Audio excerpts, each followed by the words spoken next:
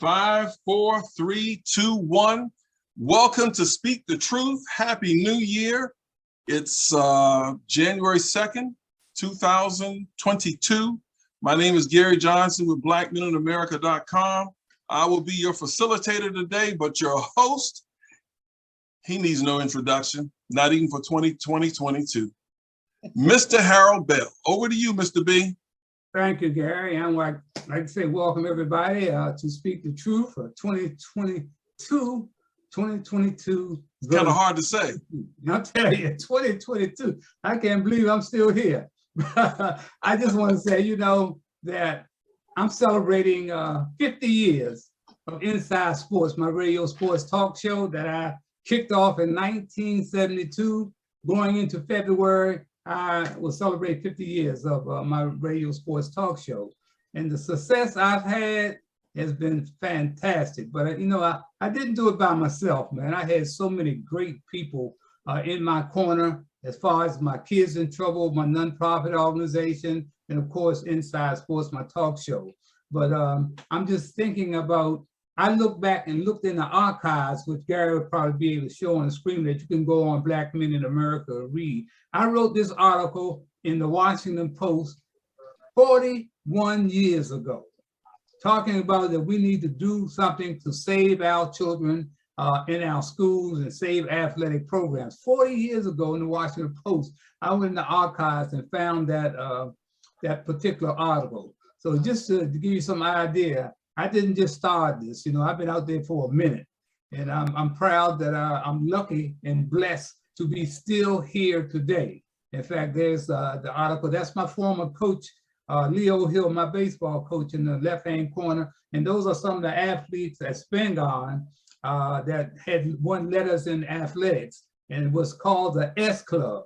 So that was, like I said, over 40 years ago, and some of those brothers are still around. But I want to talk today. I want to talk about the most important thing going on in our community right now. I want to talk about the pros and cons of returning to the classroom.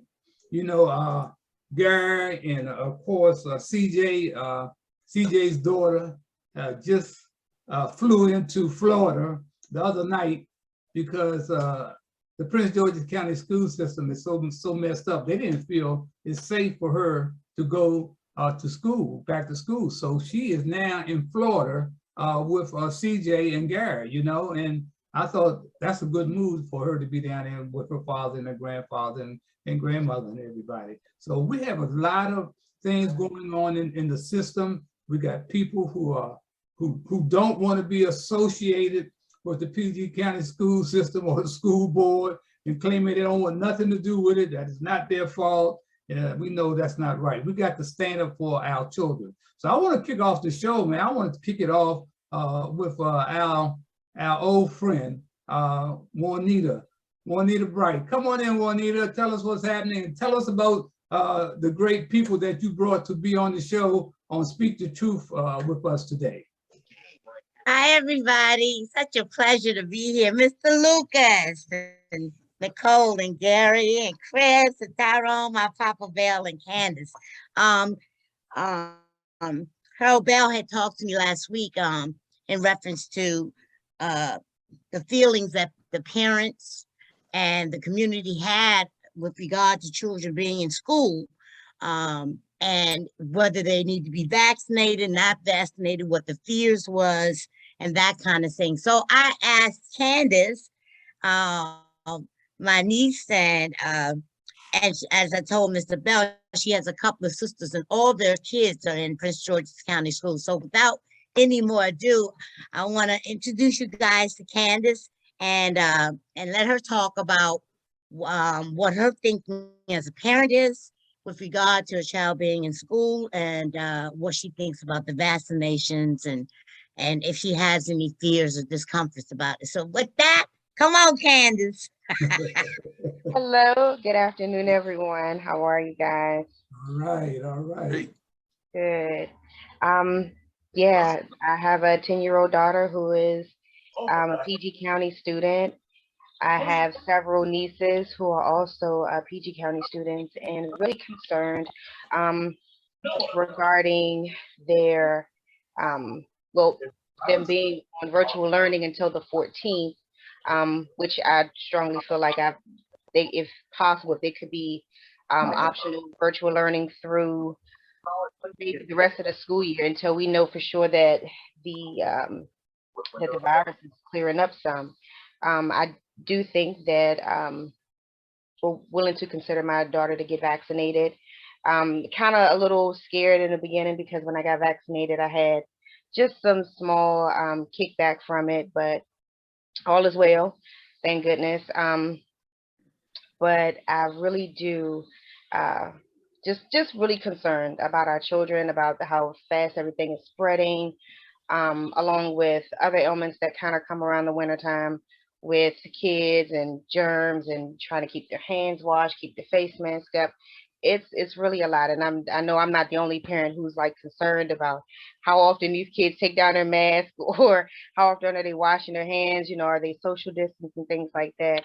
I'm just really concerned and hoping that they kind of keep these kids out just a little bit longer. I know it's not easy for a lot of us parents, but working together, I'm sure we can accomplish something, but it's really scary. All right.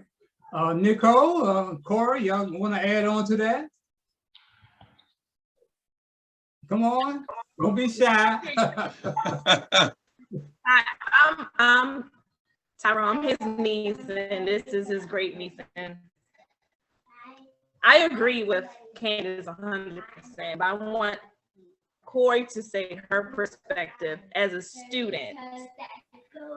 Do you feel like you guys should be going back to school or stay virtual learning?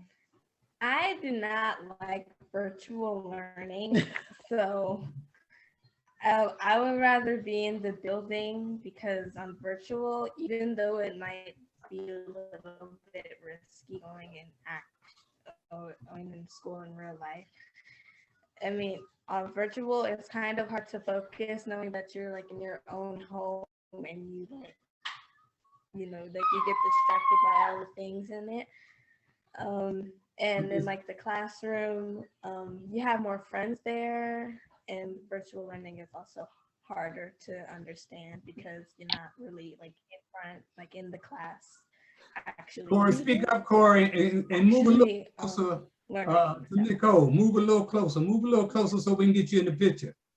Move just a little closer to Nicole. Can you hear us? They may be frozen there. Okay. Well, let's keep it more moving. Let's talk to Tyrone, who has a physical fitness arena studio. Tyrone, what are you hearing in the community about kids returning to school this week? The pros and cons from the parents and the children that attend your physical fitness club over there. Well, before Christmas, we kind of like was getting a lot of people saying that they were taking these kids out of school because of everybody was being being tested positive for this stuff. So right away, I closed the gym down. I was like, no, we're gonna have to close it down. This holiday's coming up, so it was at the right time. So we closed the gym down, went in there and did a thorough cleaning ourselves, so that when we do open up, which is gonna be Tuesday, we said we could open up after the New Year. So I just announced that we will be opening back Tuesday. But before that, during that time we was out, we was in the gym. We were getting rid of some things, I'm not saying that it was coming, that Biden being sick was coming from the gym or anything. I'm just saying this, just that we was just being precautious, taking precaution, just cleaning, because the kids were in the gym too. So if they caught it wherever they caught it, they might agree. I don't know. But we did a thorough cleaning of the gym so that when we do open, like I said, Tuesday, everybody will feel comfortable. And plus now, our numbers, I'm not doing a lot of kids no more. I'm doing it's gonna be 3. The numbers are gonna be lower. It's gonna be 3 at a time, like I was doing when this COVID first came out. But this school stuff, man, it's tearing these kids up too. Like I said, a lot of these kids are catching this COVID, and it's coming from school because of these other kids. everybody's interacting with everybody. They're not doing what they're supposed to do in school. They're not staying away. They're not doing that 6 feet. They're not doing that stuff. So, like you said, like I ask some of the kids sometimes, do you keep your mask on all the time in school? Oh, no, I don't keep. They tell the truth. They don't keep them on. So, you know, of course, the stuff going to continue to keep spreading, man. It's nothing right now. Nothing we can really do right now. It's nothing but, you know, protect ourselves, you know, as well as much as possible we can. You know, keep clean. You know, just try to keep our hands sanitized and in your environment, keep everything clean like you're supposed to. Do your part, and hopefully it'll start spreading that everybody else will keep doing their part. And then it may, you know, slow down a little bit, man. But everybody have to do their part. You know, we can't have some people doing something and some people just don't care. You know, we can't do it like that because it's not going to work. We're not going to get nowhere until we start come together on this stuff. You know, and it's painful, man. Because like I said, this stuff hit you. It hit home. It hit a lot of people around me that I know. You know, and I'm like, man, you know, unfortunately, I haven't had it. You know, so, you know, but who knows it? I mean, like I said, I'm going to go back into the gym. You know. But like I said, I'm gonna be as safe. Everybody. It's mandatory. They come in there, have to have your mask on. You have to take the temperature. You got to do that. This stuff has got to be. We got to do everything we have to do, you know, to maintain this safeness that we want. So. Okay, Tyra. Gary, tell us about bringing your granddaughter down to Florida to be with you guys during this crisis here in PG County. What was the thought process that went behind that, you and Chris bringing, of course, your granddaughter down there, his daughter? Tell us about that. Well, based on my understanding, they had a COVID outbreak in the school and they were going to shut the school down for 6 weeks. And she was doing virtual learning, but you know, her mother, she has to work. And fortunately, even though you hear all these wild claims about Florida, it's all across the country, we live in a state, in a county where the outbreaks are relatively low compared to other places in Florida. And so, and also fortunately, my granddaughter is 6 years old. She is really, really diligent and good about mask wearing. And Chris didn't even hear this because I hadn't told him, because we just picked her up yesterday and we were driving on the way home. We were at a stoplight and she said, and I quote, and it really struck me and my wife, but she said, wow, some of these white people don't wear their masks. And I'm like, whoa. My wife and I kind of looked at each other but you know, she noticed. And so later on that evening, I said, hey, what did you mean when you said some of these white people don't wear your mask? She said, they don't. You know, people that are lighter than you, I see some of them don't wear their masks. So she just put it out there, you know. Right. But, you know, we've talked with her mother about the virtual learning. And so we still have all the computer. We've got all the things that she needs. And we've got her schedule and routine that we're just going to maintain and keep up, you know, so she's not going to miss any class, but she'll be here with me and she'll be here with her dad, you know. So Chris, I don't know if you have anything to add about, you know, what you know about that. I think it just goes back to what you said before. A lot of people don't factor in that like childcare is not free in the US. So, you know, when they're talking about they're closing down school, I have to work, her mom has to work. So they just arbitrarily say we're closing down school and then what? For how long? You know, like what, you know, like this is a huge logistical issue that is happening all over the United States. And it goes back to the philosophy that we have of they're not shutting down anymore. They're just like, look, Jesus is going to take the wheel for this section of the pandemic and everyone's going back to work. Everyone is just take your vaccine and they're rolling the dice because it looks like the philosophy of our government at this point is you're on your own. Wow. Hey, Corey, tell me, Corey, are you talking to your classmates and getting a barometer of how they really feel about going back into the classroom? We understand that you said you definitely don't want to do virtual. You want to go back in the classroom. But do you have confidence in your peers that they will be following strict rules of keeping their masks on? You know, because kids gonna be kids. Let's say that. What are you hearing from your peers, Corey? So not a lot of the people in the class talk about how they don't, or like about how they don't feel comfortable going in the classroom because of the stuff, but people in the class do wear their masks. Some of them do keep pulling it down, but luckily I don't sit next to them. And I usually try to keep my mask on every time somebody else pulls it down. I actually never take it off, so I feel kind of comfortable going in the classroom. So yeah. Okay. And when you take breaks outside to get a. Yeah, we also take mask breaks, so that's another. Oh, that's good. Candace, what are you hearing from the parents, Candace, and about leadership? How do you feel about the leadership, the people that, do you have confidence in the people on the school board or the leadership in PG County about doing the right thing, or are they playing games? What is that? How you feel about that, Candace? I'm kind of on the fence, honestly, regarding the leadership. I get, getting the kids out of the school so that they can be able to quarantine, things like that, because the numbers were rising with the COVID cases. So I do think that was a really smart decision, and letting the kids be able to quarantine through the holiday week, and then taking the necessary precautions, I guess, just to make sure that there's no further spread for another couple of weeks once they're doing their virtual learning. I do believe they return to school on the 18th of January. Which I think was again a really kind of cool move in reference to being able to spearhead it before the holidays and getting kids back to their regular health, good health. But not so sure. I mean, I get it. We as parents, it's hard regarding being able to have that that unit in reference to help. I mean, when I was off in the pandemic, I helped keep my nieces while they did their virtual learning.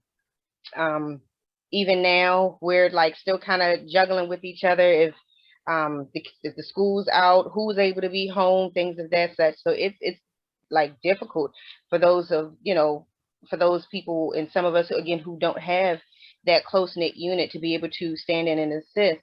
And I think that's something else that the school board kind of like really needs to be able to look at, and making sure that these kids are like social distancing and being more aware of them keeping their masks up and stuff like that to stop the spread, so that there aren't any issues that are compromising to the kids' learning, and also stressing us parents out as what we're going to do for childcare.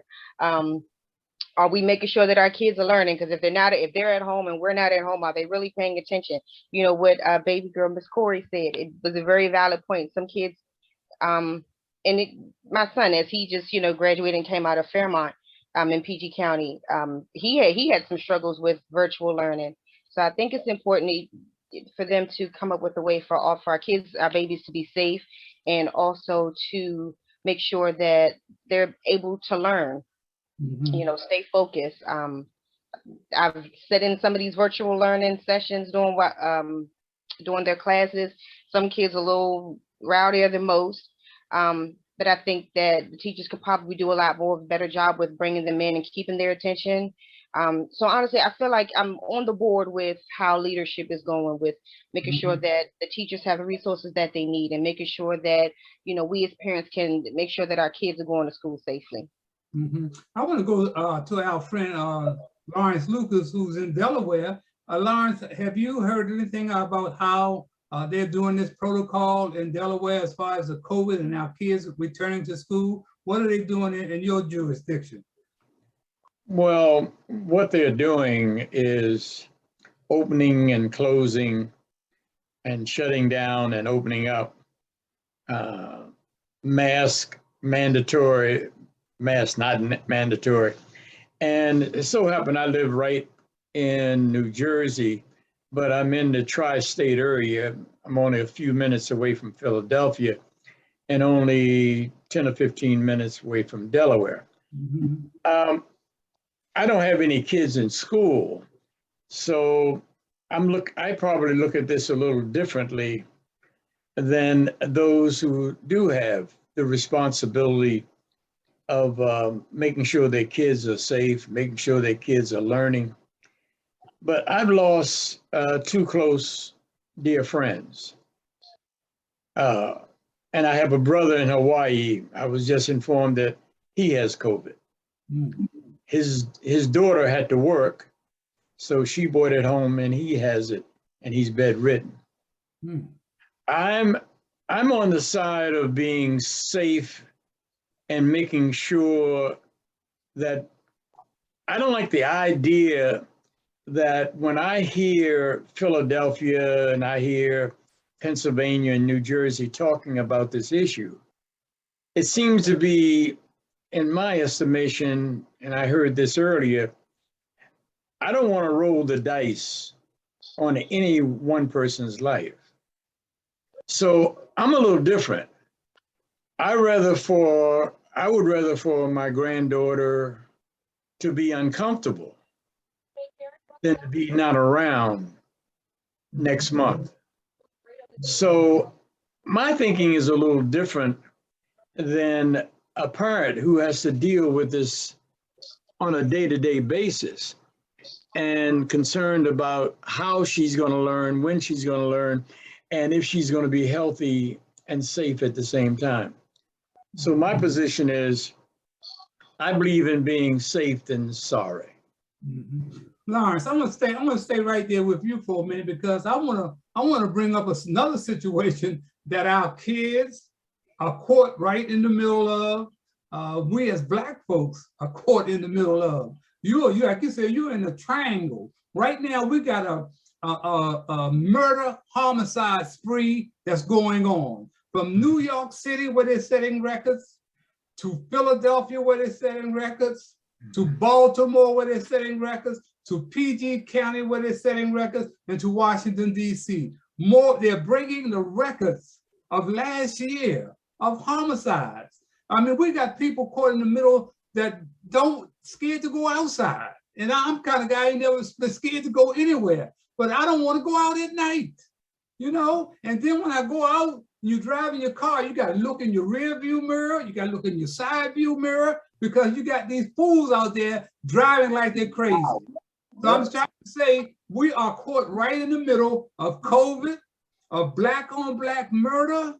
You understand? So you right in that triangle of New Jersey, like you said, Philadelphia, you know, and Delaware.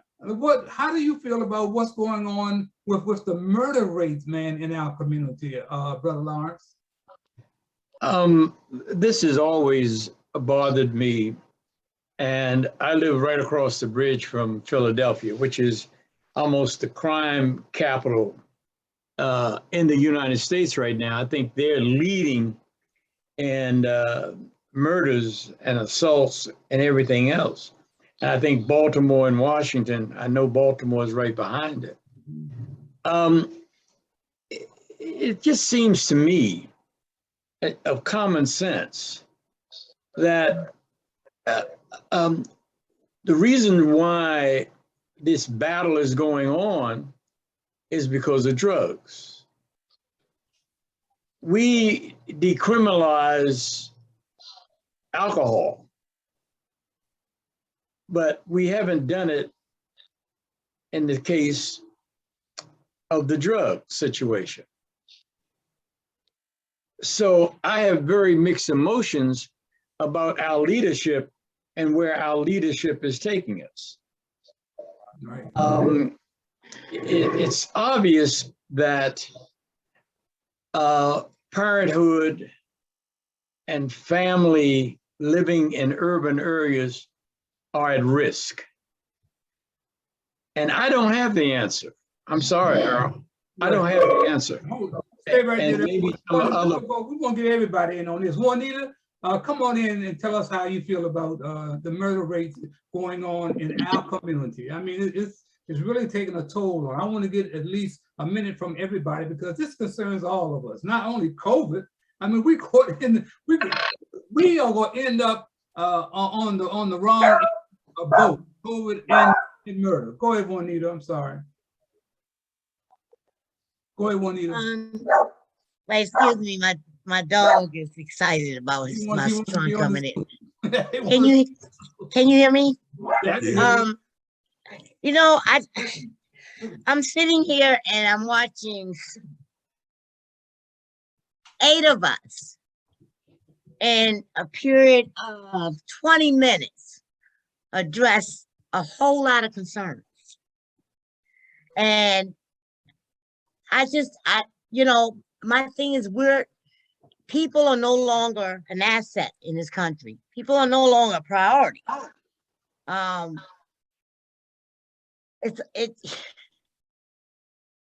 We have had drug problems for forever. We've had poverty for forever. We've had lack of education for forever. And we're in a country that has as much money as they want to make, because they just go to the machine and print it out. Right.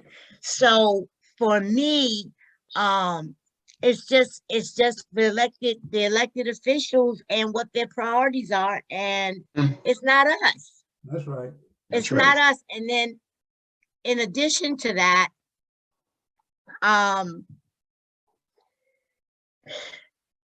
I think that the people like you, Mr. Bell, and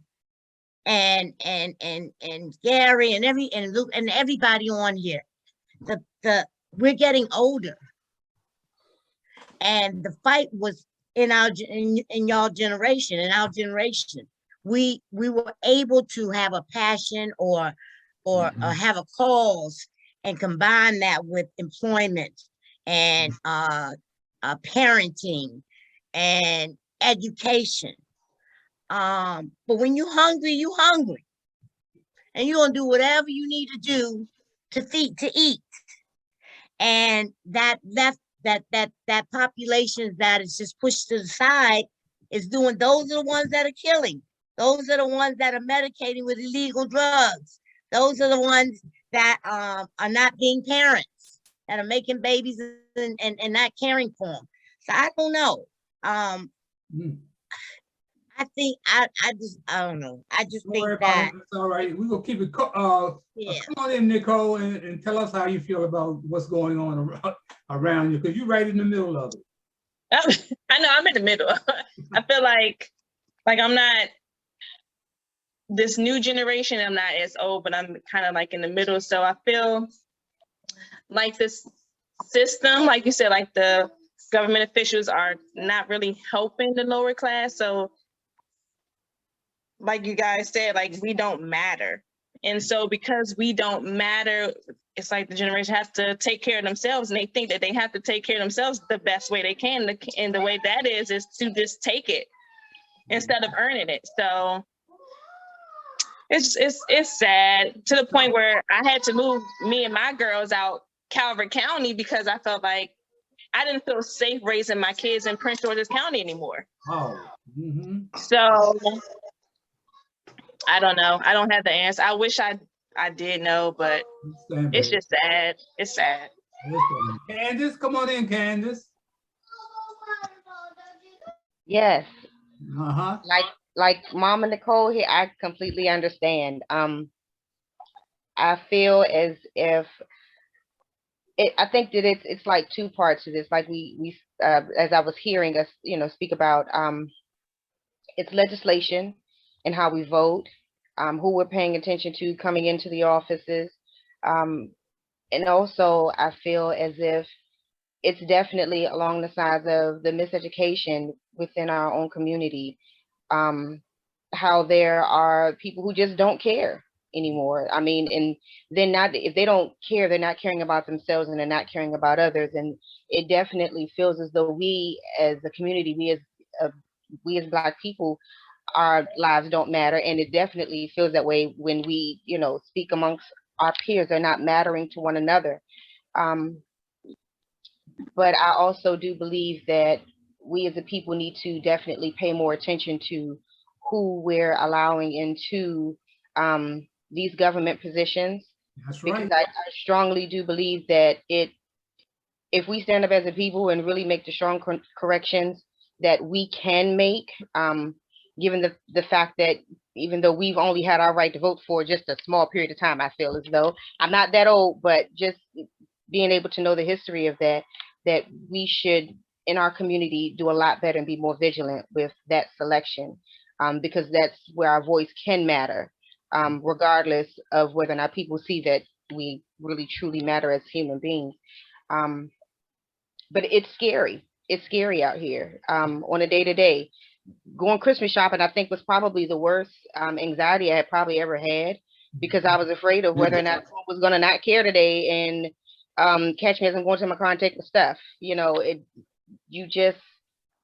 this day and age is just so, it's a lot with the pandemic, day-to-day, as you spoke, you know, day-to-day violence, you know, things that are happening, people not carrying the anxiety. It's a cluster of, I'm not going to say mess, but it's a cluster of stuff that's happening at one time, and it's definitely has the world on a shift. Right. All So right. Let's go to Tyrone. Tyrone, take a minute or two, tell us, because you're right out there in the middle of it. There's no doubt about it. You're out there with the parents and you went out there with these youngsters. Tell us how you're feeling about, you know, you moved to Hyattsville, but you come back, of course, right out here at Forestville to work with young people and with parents. How do you feel about this black on black murder, man? Do we really care? Do black lives really matter? To us, they do, but not to no one else. But I want to talk about that kid that got killed, the boxer, Danny Kelly. He was killed over the road rage, what we were talking about. Got into an argument, something happened. This guy, the sadness about that is this guy had his kids in the car with him. Right? He had his kids in the car and his kid's mother. I don't know if it's his wife or fiance. I don't know, but his kid's mother. They always in the car. Guy came up and shot him. They didn't get hurt. The mother and the kids didn't get hurt. But man, come on, man. Just that alone right there, over some road rage. Just like we're saying, reckless driving and things like that. People argue, man, come out, wait till this man get to a light, and he comes out and shoot him, kills him. Come on, man. Yeah. You know, Tyrone, as we move into another segment, I just want to remind all you guys, you know, that this racism is in disguise today. You know, it's in disguise. We done gone from a hood and robe to a suit and tie. You understand?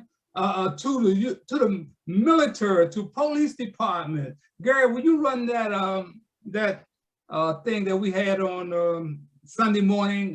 This general calling out these really racist people in our society. I'm in a work meeting right now, so I don't. We got to skip to this commercial here. Sam, get out of this still on in 30 seconds. Luckily, the shoppers on Instacart shop like me, so I can go to yoga class instead of hunting for a kid toothpaste.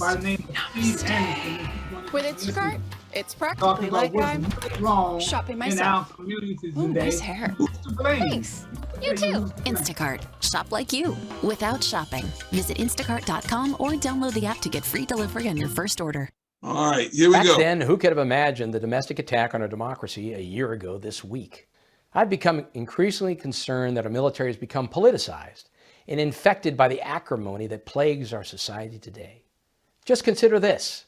At least 10% of the January 6th insurrectionists charged with crimes served in the military. Over 100 retired senior service leaders signed an open letter supporting Trump's big lie about the 2020 election. Convicted felon, retired Lieutenant General Michael Flynn advocated military action to support this claim. And the Republican Party spent the last year downplaying the insurrection and obstructing investigations. All this nonsense may confuse our troops on the difference between allegiance to a leader and allegiance to our Constitution. Such confusion could set conditions for another coup attempt, a thought that chills me to the bone. So what should we do? First, all insurrectionists must be held accountable, to include the politicians that supported the Capitol assault. We need to educate our service members on the Constitution and the integrity and legitimacy of our election system. The Pentagon must identify emerging threats and war game against future domestic terrorist acts. And we need policy that prevents troops from joining hate groups.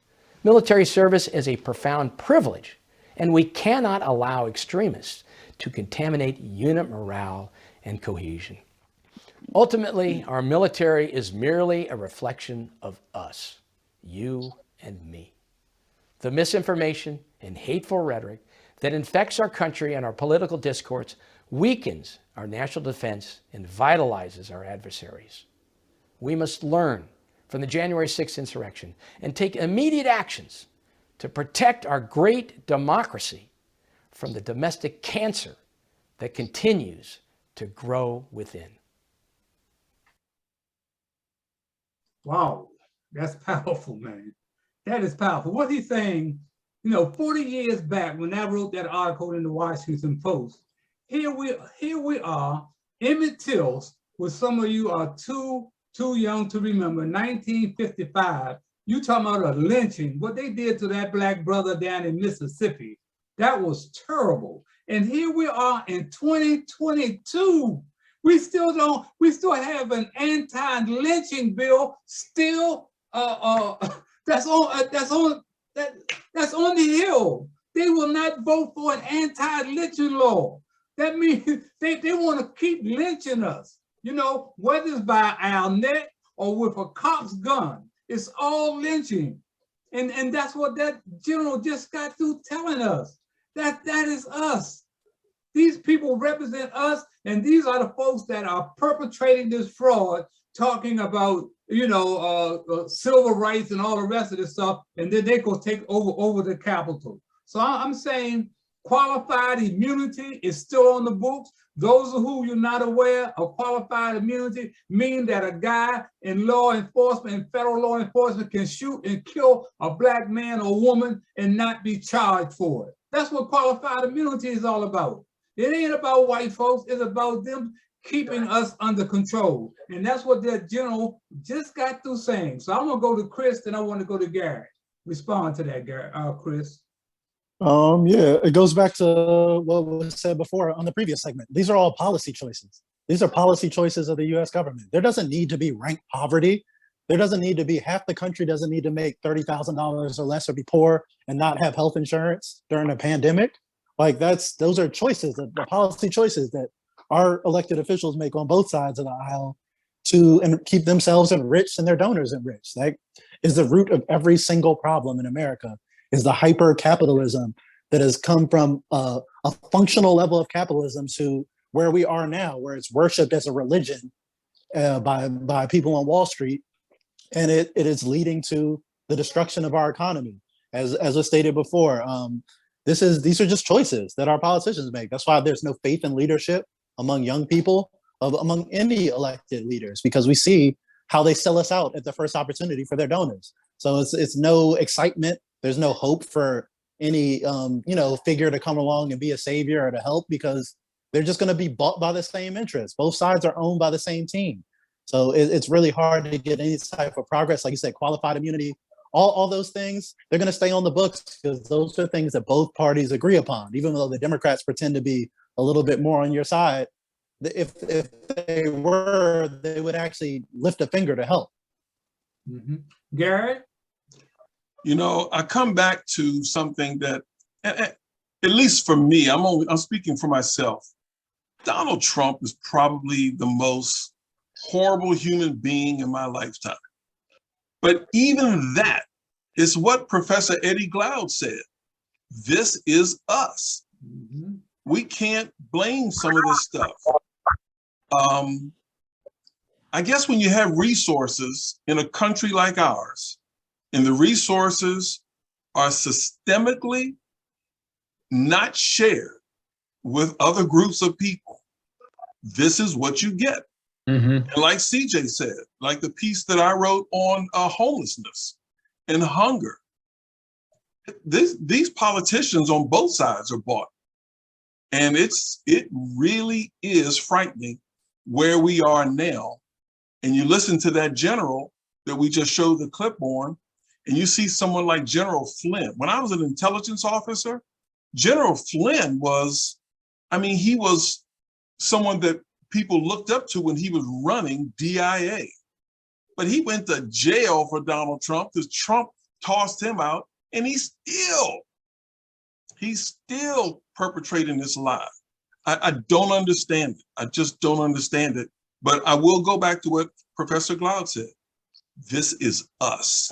Because these leaders and what's happening in these cities, it's us. Yeah, it's definitely, we have to look at, it's coming from leadership, it's coming from the top. It's coming from the top, folks, you know, and we got to figure out something, man. You know, I'm on the way out of here. I am not on the way in. I'm on the way out of here. We got to turn this over to, hopefully, to our young people like Chris, you know. We got to turn it over to the young folks, man, and these parents, man, you know, to like Nico and Candace. We got to, but they're looking for somebody to inspire them. You know, all the success that I've had, you know, in radio, television, in the community, is because I was inspired by others.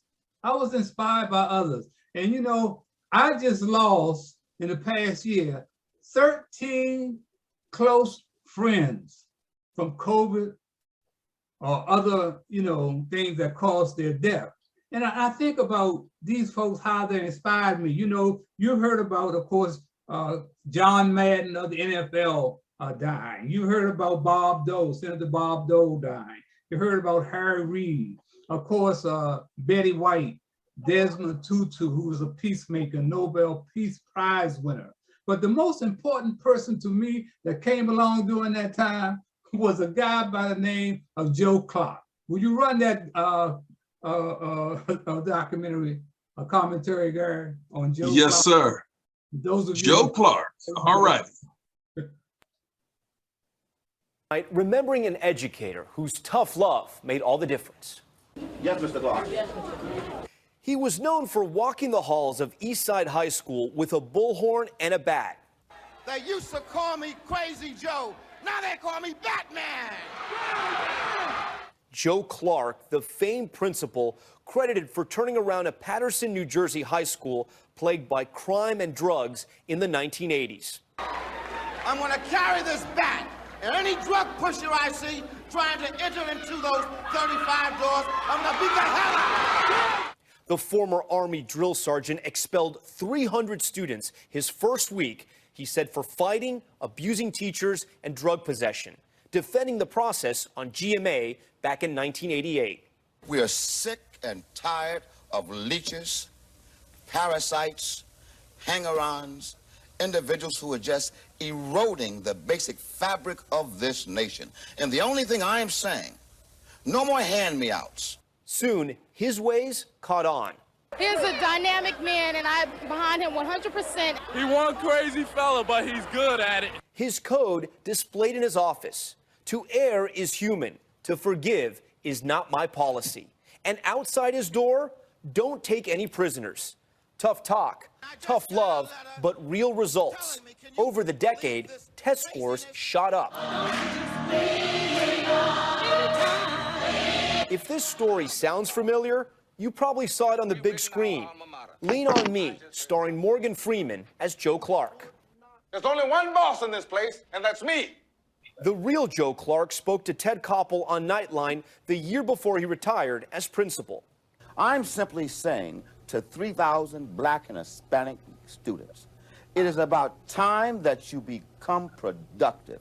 I don't think that you're working nearly up to your intellectual potential. And tonight, one of those lives he touched, remembering him, saying, "It was because of his principalship that I'm a proud graduate of Eastside High School, one of the best experiences of my life." Joe Clark was 82. Thank you for watching. I'm Tom Llamas. Like that. We don't have leadership. They're scared today. They're scared to stand up, man, because they're scared of the little job. You understand? The little status that they may have. And they're selling us out. We got spooks that sit behind the door that are selling our kids out. There are no more Joe Clark. We're running out of time, but I want to go to everybody, get a minute on what you just saw as it relates to Joe Clark. We had a couple of people come in a little late. Let's go with Michael Jackson, who is an attorney from Selma, Alabama, that's usually on here with us every Sunday. Michael, tell us about what you thought of Joe Clark, because I know you are aware of who he was. Yeah, I saw that movie about 5 times, that Lean on Me. Yeah. He was different because, as you know, in a lot of these school systems, we have smooth talkers and no action. And the at the bottom, but these folks are getting super high salaries. They make great speeches, but they ain't doing anything for the kids. And I had an administrator around here to say I'm being too rough and on them and that kind of thing. But it's easy to see the results. And these folks, I mean, they ain't doing anything, but they asking for raises. These administrators, and it's just sad. It's sad. It's sad. TJ, we have TJ out there somewhere. I thought TJ was with us. TJ, tell us what you think about where are the educators like Joe Clark? They're missing in our school system and in our education process.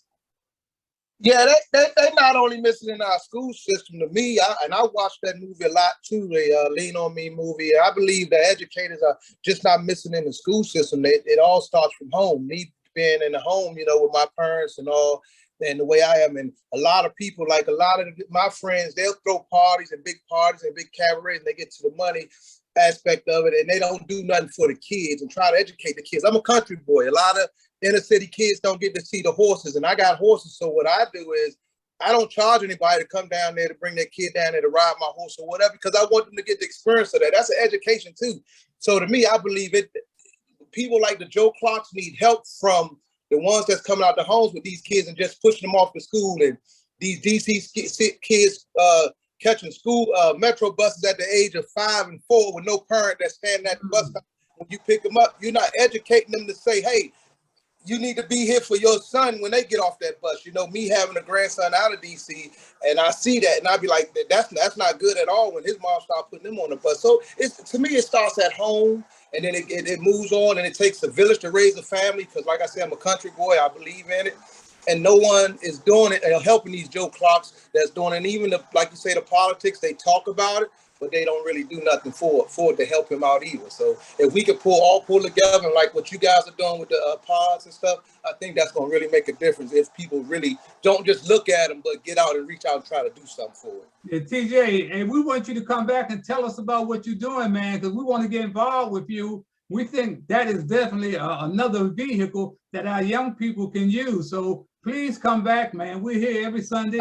Tell us about what you're doing so we can get behind, and Gary can support you on blackmeninamerica.com and let people know exactly what you're doing, man. Keep on doing that. We need more people. I definitely will. My event is always in July or June with the kids, and I have it down at Walls Farm down in Brandywine. I'll let y'all know.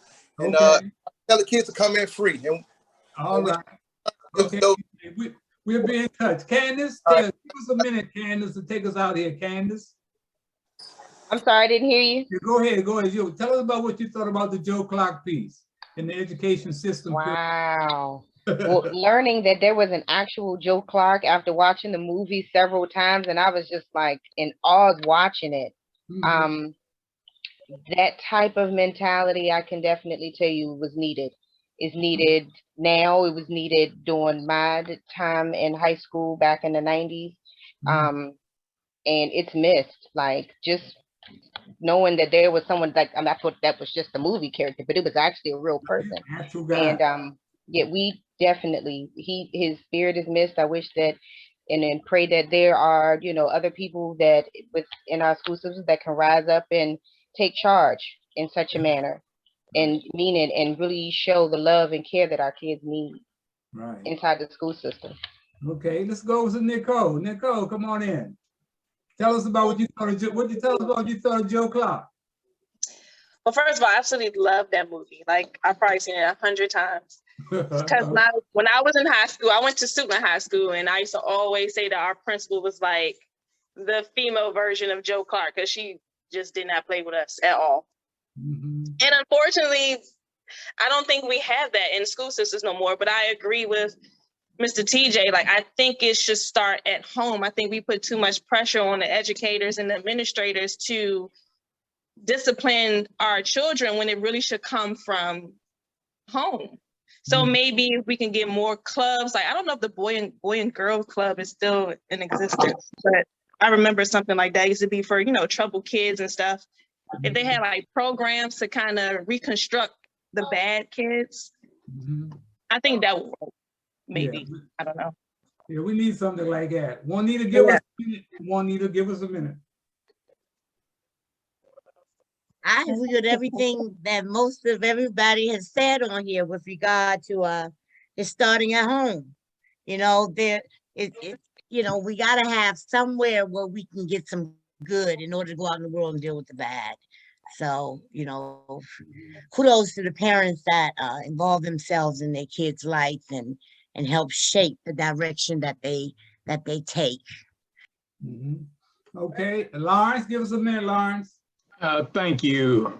And listening to Joe Clark, it just reminded me, and it takes me back to my high school days. Been gone high school, my brother. It's been gone. That's right. It's been gone.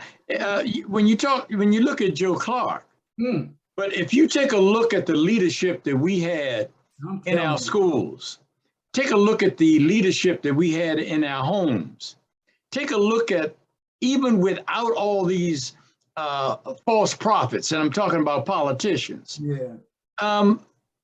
We had family that cared about their kids. You didn't have babies raising babies. That creates a difficulty in our society. But in the case of Joe Clark, he was the only one. In the movie, it showed that he had resistance in the school. We had a whole lot of Joe Clarks around us. Look, Mrs. Sparks, the English teacher, the history teacher, the gym teachers, the coaches, all of them were Joe Clarks. And the problem is we don't have any Joe Clarks in our schools. We don't have the leadership in our homes, and we most definitely do not have the politicians that are willing to make the sacrifices and pass legislation and support those people that do good, like the Joe Clarks of this world. That's the problem. We lack serious political leadership, and each one of us need to be held personally accountable for what we do and how we do it. And once all of us get on the same page, things will change. Well said. Tyrone, give him a minute, Ty. Oh man, talking about old Mr. Joe Clark.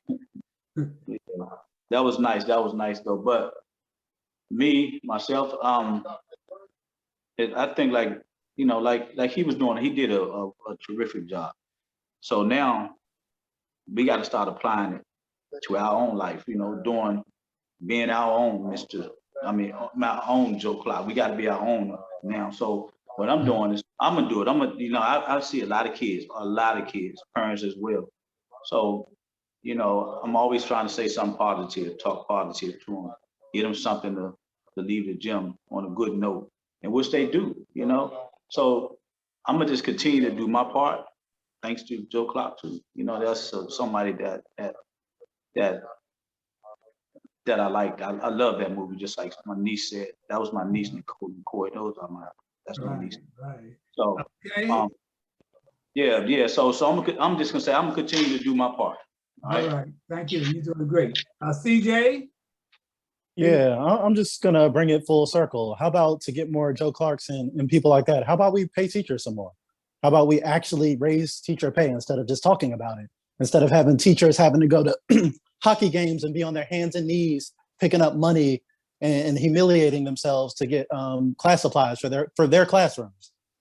We talked about the murder rate before. Police budgets are at an all-time high.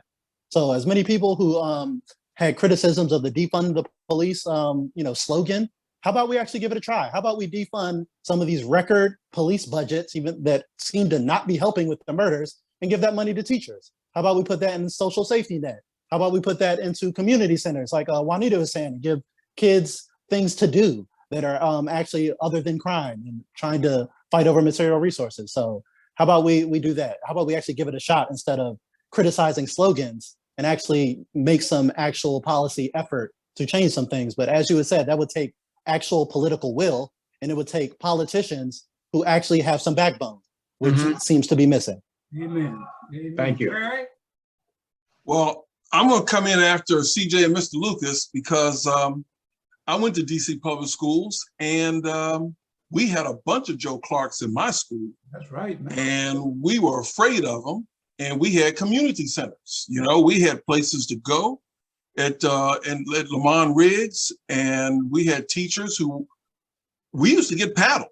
I mean, the coaches and teachers, they had paddles, 2 holes for suction. And I remember one time I said, you know, I got paddled big time. And I said to myself, I'm gonna go home, I'm gonna tell my father that the coach hit me. And my father's probably gonna go up there and clock him. Man, it never dawned on me my father would ask, so what did you do? And I was like, whoa, I hadn't thought that out. Well, I had to tell the truth, and my father lit me up. So that was the last time that I, you know, did anything like that. But we had teachers, and I can name them all, assistant principals, who just, they weren't fearful, but we had community in our neighborhood. We had people who would watch us, you know, and, you know, I'd come home sometime and some of the neighbors would say, hey, Gary Johnson, what were you doing back there in that alley throwing rocks? You know, and I'm like, whoa. So there was accountability, but we don't, like CJ and some of the others have said, we don't have that anymore. You know, I want to go out here. I want to go back to Lawrence Lucas. Lawrence Lucas and I went to the same high school, Spangdahl. Man, we had a high school, and we had a principal, Purvis Williams. Man, all of his teachers had their masters and had to work on their doctor's degree. And you know what, man? We had, man, look, you're talking about stand up from the janitors, man, everybody. We were afraid of all of them. They kept us in line. We had one cop named Officer Dixon. He controlled the whole hill. I don't know if you all are familiar with Langston Hill. We had 4 schools up there, Spangdahl, Felton, Charles Young, and Brown. And we had one cop control them all. You never know where he was gonna show up, man. And I'll tell you, he was on my case so many times, man. We became the best of friends, man. So yeah, we don't have people like that anymore, man. And it's just too bad, you know. I think about the people that inspired me, man, to be sitting here with you guys. And there was just one young man we lost named Steve Smith. I didn't know Steve Smith that well. He played with 9 years in the NFL. He came out of DeMatha High School, All-American football player, basketball player. But his father and his uncle and I, Morris Smith and Alfred Smith, we grew up in the housing project in Parkside. And this was an outstanding brother. He lost his life because he suffered with Parkinson's disease for 9 years, man, and lost his life. So he was one of those individuals we lost. But the people that I touched and broke bread with, I lost. You know, people talking about people like Hank Aaron, the home run king, a dear friend of mine. Lee Elder from up on Langston Golf Course. We talking about Sam Jones, the great NBA basketball player. Wherever I was, well, I don't care if it was celebrity fashion show, Christmas toy party, anything in the community, man, Sam Jones was there. And Sam just passed this weekend. And we lost, of course, Colin Powell, who I had the opportunity to meet, the great Marvin Hagler, George Knox. Can y'all see this print behind me? This is what the great George Knox did on my coach Dave Brown, man.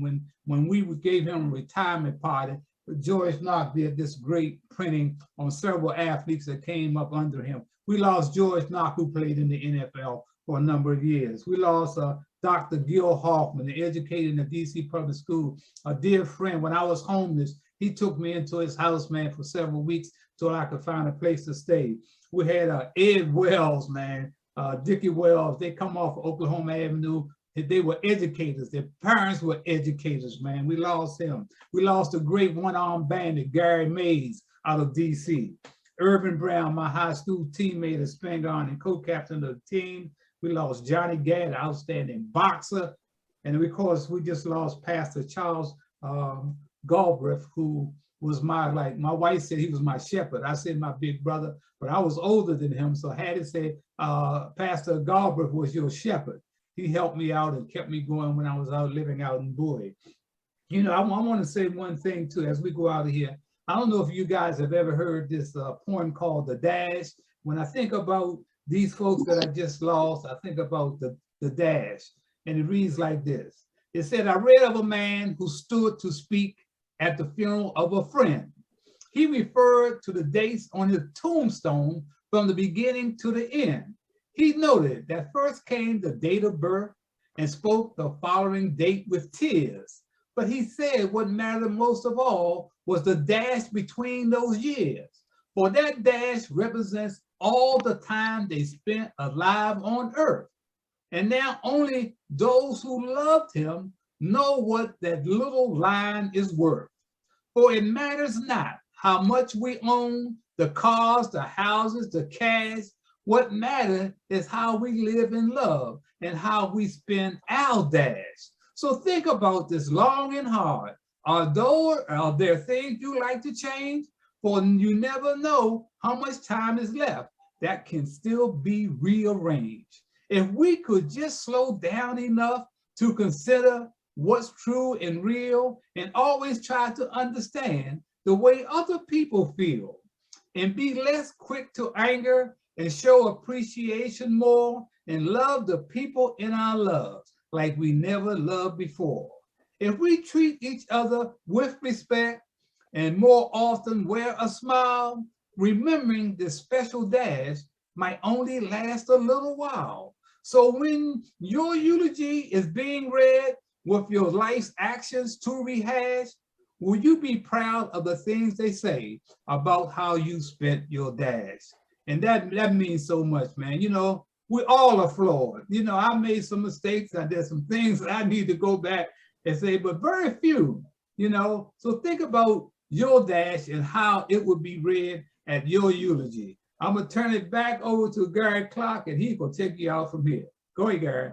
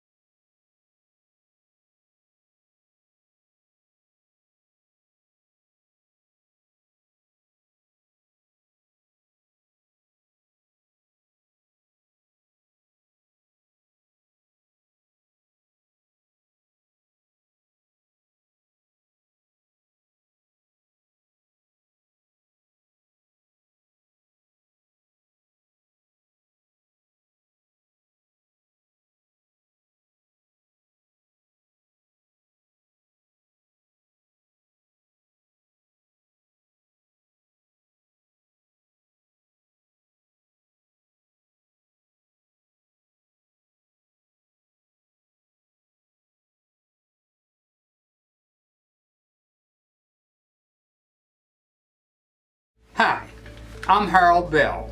My wife Hattie and I founded a nonprofit organization in 1968, shortly after the riots that almost destroyed my hometown, Washington, D.C. The program caters to the needs of at-risk children as it relates to social services such as education, law enforcement, drug abuse, gang-related violence, and other antisocial behaviors.